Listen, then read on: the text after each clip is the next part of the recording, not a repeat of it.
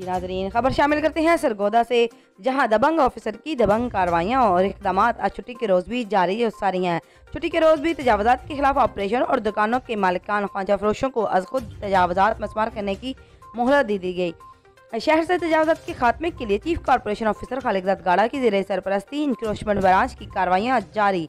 Anti encroachment branch के अमले में हाई वेज जैकेट्स भी तकसीम की गईं। कचहरी बाजार, फैसल बाजार, मुस्लिम बाजार और लियाकत मार्केट में पुख्ता और गैर पुख्ता तजावज़ात के खिलाफ कार्रवाई की गई, जबकि ऑपरेशन के बाद आइंदा तजावज़ात की रोकथाम और तजावज़ात करने वालों के खिलाफ कानूनी कार्रवाई करने के लिए अमले की मुस्तकिल तैनाती भी कर दी गई है। इस ऑपरेशन में district chairman anti encroachment committee Sargodha Rao Hasan Tasleem, vice chairman ज़लाई एंटी इंक्रोचमेंट कमेटी और सीनियर इंक्रोचमेंट इंस्पेक्टर भी इनके हमरा शामिल थे। मज़ीद खबरें और अपडेट्स जानने के लिए देखते रहिए RB न्यूज़।